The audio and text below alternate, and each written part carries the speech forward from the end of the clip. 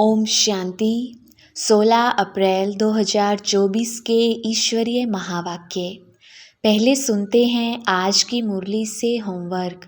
बाबा ने कहा, सतो प्रधान पारसनाथ बनना है तो बाप को बहुत प्यार से याद करो, बहुत बहुत निर्माणचित बनो। किसी भी बात का अहंकार नहीं होना चाहिए।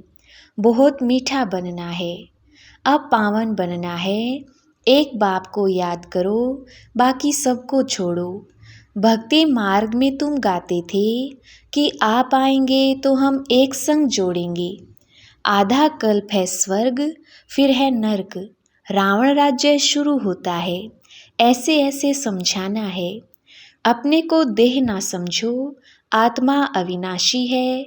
आत्मा में ही सारा पाठ नूंदा हुआ है जो तुम बजाते हो। अब शिव बाबा को याद करो तो बेड़ा पार हो जाएगा।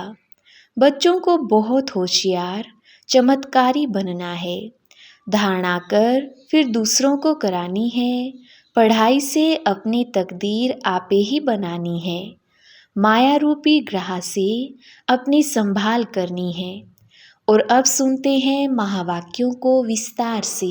मुरली का सार। मीठे बच्चे, तुम्हें सतो प्रधान बनना है तो बाप को प्यार से याद करो। पारसनाथ शिव बाबा तुम्हें पारसपुरी का मालिक बनाने आए हैं। प्रश्न, तुम बच्चे किस एक बात की धारणा से ही महिमा योग्य बन जाएंगे? उत्तर, बहुत बहुत निर्माणचित बनो। किसी भी बात का अहंकार नहीं होना चाहिए। बहुत मीठा बनना है। अहंकार आया तो दुश्मन बन जाते हैं।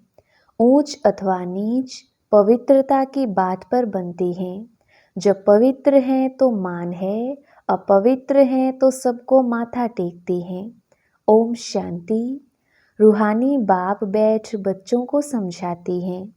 बाप भी समझते हैं कि हम इन बच्चों को समझाते हैं। यह भी बच्चों को समझाया गया है कि भक्ति मार्ग में भिन्न भिन्न नाम से अनेकानेक चित्र बना देते हैं। जैसे कि नेपाल में पारसनाथ को मानते हैं। उनका बहुत बड़ा मंदिर है, परंतु है कुछ भी नहीं। 4 दरवाजे हैं, 4 मूर्तियां हैं, चौथे में श्री कृष्ण को रखा है। अब शायद कुछ बदली कर दिया हो। अब पारसनाथ तो जरूर शिव बाबा को ही कहेंगे। मनुष्यों को पारस बुद्धि भी वही बनाती है। तो पहले पहले उनको यह समझाना है, ऊंचते ऊंच है भगवान, पीछे है सारी दुनिया।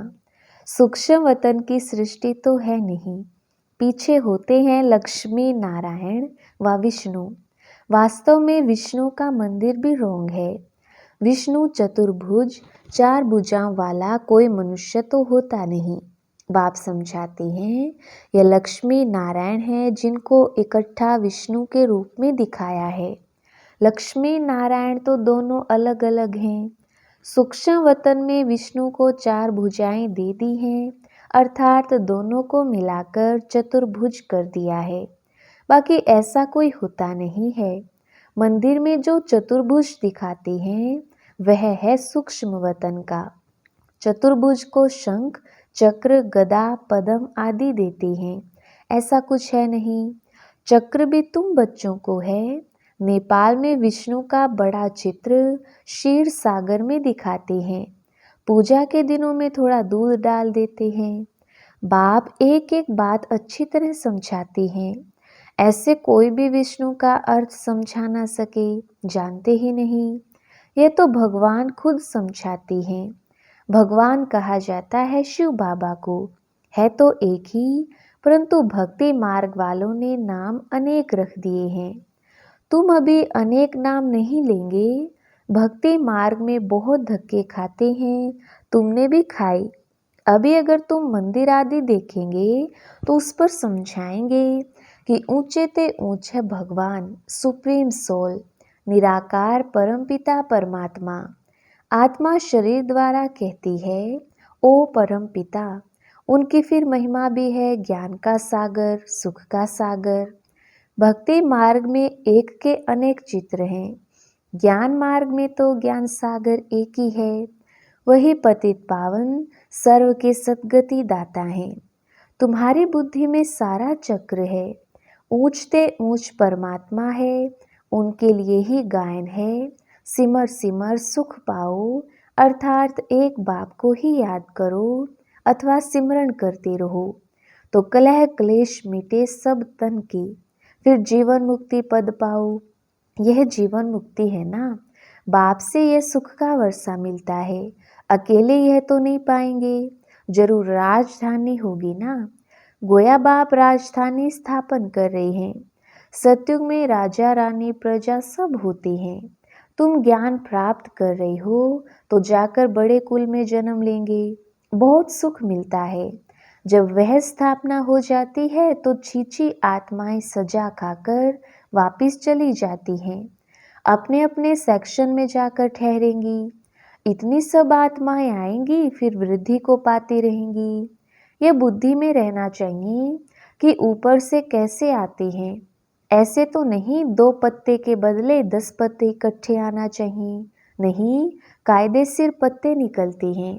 यह बहुत बड़ा झाड़ है, दिखाते हैं एक दिन में लाखों की वृद्धि हो जाती है। पहले समझाना है ऊंचते ऊंच है भगवान, पतित पावन, दुख हरता सुख करता भी वही है। जो भी पाठधारी दुखी होते हैं उन सबको आकर सुख देते हैं। दुख देने वाला है रावण। मनुष्यों को यह मालूम ही नहीं कि बाप आए हैं जो आकर समझें। बहुत तो समझते समझते फिर थिरक जाते हैं, बाहर निकल जाते हैं। जैसे स्नान करते करते पांव फिसल जाता है तो पानी अंदर घुस जाता है। बाबा तो अनुभवी है ना, यह तो विषय सागर है। बाबा तुमको क्षीर सागर तरफ ले जाते हैं, परंतु माया रूपी ग्रह अच्छे अच्छे महारथियों को भी हप कर लेती है। जीते जी बाप की गोद से मरकर रावण की गोद में चले जाते हैं, अर्थात मर पड़ते हैं। तुम बच्चों की बुद्धि में है ऊंचे ते ऊंचे बाप, फिर रचना रचते हैं। हिस्ट्री ज्योग्राफी सूक्ष्म वतन की तो है नहीं, बल तुम सूक्ष्म वतन में जाते हो, साक्षात्कार करते हो, वहां चतुर्भुज देखते हो, चित्रों में है ना, तो वह बुद्धि में बैठा हुआ है तो जरूर साक्षात्कार होगा। परंतु ऐसी कोई चीज है नहीं, यह भक्ति मार्ग के चित्र हैं। अभी तक भक्ति मार्ग चल रहा है, भक्ति मार्ग पूरा होगा तो फिर यह चित्र रहेंगे नहीं। स्वर्ग में यह सब बातें भूल जाएंगी। अब बुद्धि में है कि यह लक्ष्मी नारायण 2 रूप हैं चतुर्भुज के। लक्ष्मी नारायण की पूजा सो चतुर्भुज की पूजा। लक्ष्मी नारायण का मंदिर या चतुर्भुज का मंदिर बात एक ही है। इन दोनों का ज्ञान और किसको भी नहीं है। तुम जानते हो इन लक्ष्मी नारायण का राज्य है, विष्णु का राज्य तो नहीं कहेंगे। यह पालना भी करते हैं, सारे विश्व के मालिक हैं तो विश्व की पालना करते हैं। शिव भगवान उवाच, मैं तुमको राजयोग सिखलाता हूँ, अपने को आत्मा समझ बाप को याद करो तो इस योग अग्नि से विकर्म विनाश होंगे। डिटेल में समझाना पड़े, बोलो यह भी है गीता, सिर्फ गीता में श्री कृष्ण का नाम डाल दिया है, यह तो रोंग है, सबकी ग्लानि कर दी है, इसलिए भारत तमो प्रधान बन पड़ा है।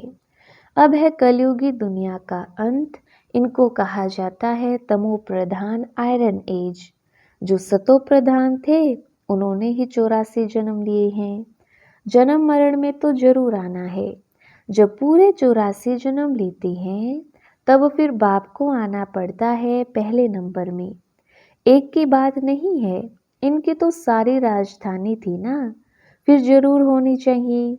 बाप सबके लिए कहते हैं अपने को आत्मा समझो, बाप को याद करो तो योग अग्नि से पाप कट जाएंगे। कामचिता पर बैठ सब सांवरे हो गए हैं, अब सांवरे से गोरा कैसे बने, सो तो बाप ही सिखलाते हैं। श्री कृष्ण की आत्मा जरूर भिन्न भिन्न नाम रूप लेकर आती होगी।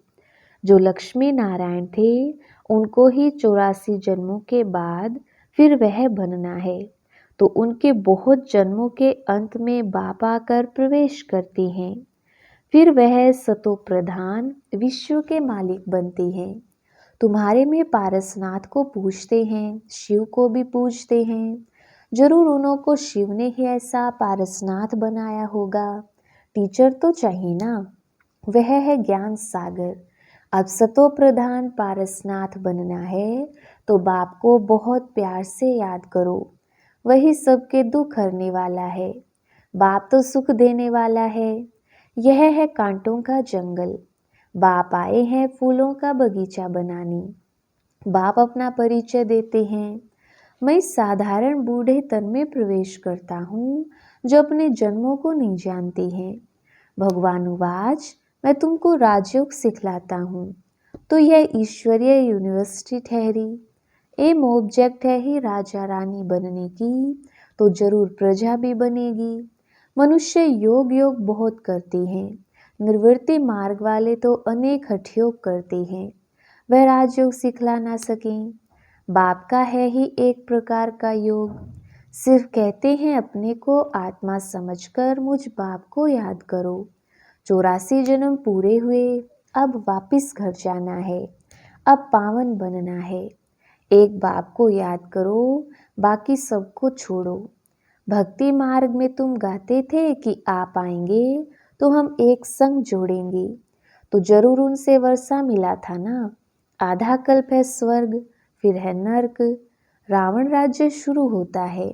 ऐसे ऐसे समझाना है, अपने को देह ना समझो। आत्मा अविनाशी है। आत्मा में ही सारा पाठ नूंदा हुआ है जो तुम बजाते हो। अब शिव बाबा को याद करो तो बेड़ा पार हो जाएगा। सन्यासी पवित्र बनते हैं तो उनका कितना मान होता है। सब माथा झुकाते हैं। पवित्रता की बात पर ही ऊंच नीच बनते हैं। देवताएं हैं बिल्कुल ऊंच, सन्यासी फिर एक जन्म पवित्र बनते हैं, फिर दूसरा जन्म तो विकार से ही लेते हैं। देवताएं होते ही हैं सतयुग में। अब तुम पढ़ते हो फिर पढ़ाते भी हो। कोई पढ़ते हैं लेकिन दूसरों को समझा नहीं सकते हैं क्योंकि धारणा नहीं होती है। बाबा कहेंगे तुम्हारी तकदीर में नहीं है तो बाप क्या करे।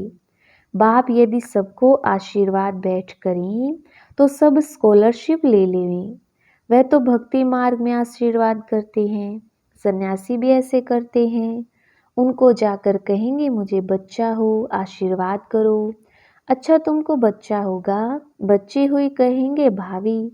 बच्चा हुआ तो वाह वाह कर चरणों पर गिरते रहेंगे। अच्छा अगर फिर मरा तो रोने पीटने, गुरु को गाली देने लग पड़ेंगे। गुरु कहेगा ये भावी थी, कहेंगे पहले क्यों नहीं बताया। कोई मरे हुए से जिंदा हो जाता है तो यह भी भावी ही कहेंगे। वह भी ड्रामा में नूंद है। आत्मा कहाँ छिप जाती है। डॉक्टर लोग भी समझते हैं ये मरा पड़ा है, फिर जिंदा हो जाता है। चिता पर चढ़े हुए भी उठ पड़ते हैं। कोई एक ने किसको माना तो उनके पीछे ढेर पड़ जाते हैं। तुम बच्चों को तो बहुत निर्माणचित होकर चलना है, अहंकार जरा भी ना रहे। आजकल किसको जरा भी अहंकार दिखाया तो दुश्मनी बढ़ी। बहुत मीठा होकर चलना है। नेपाल में भी आवाज निकलेगा। अभी तुम बच्चों की महिमा का समय है नहीं तो उनके उखाड़े उड़ जाएं। बड़े बड़े जग जाएं और सभा में बैठ सुनाएं तो उनके पिछाड़ी ढेर आ जाएं। कोई भी एमपी बैठ तुम्हारी महिमा करे कि भारत का राजयोग इन ब्रह्मा कुमार कुमारियों के सिवाय कोई सिखला नहीं सकती। ऐसा अभी तक कोई निकला नहीं है। बच्चों को बहुत होशियार चमत्कारी बनना है। फलाने फलाने भाषण कैसे करते हैं सीखना चाहिए। सर्विस करने की युक्ति बाप सिखलाते हैं। बाबा ने मुरली जो चलाई एक्यूरेट कल्प कल्प ऐसे चलाई होगी। ड्रामा में नूंद है। प्रश्न नहीं उठ सकता है ऐसे क्यों। ड्रामा अनुसार जो समझाना था वह समझाया, समझाता रहता हूँ। बाकी लोग तो अथाह प्रश्न करेंगे। बोलो पहले मन मना भव हो जाओ। बाप को जानने से तुम सब कुछ जान जाएंगे।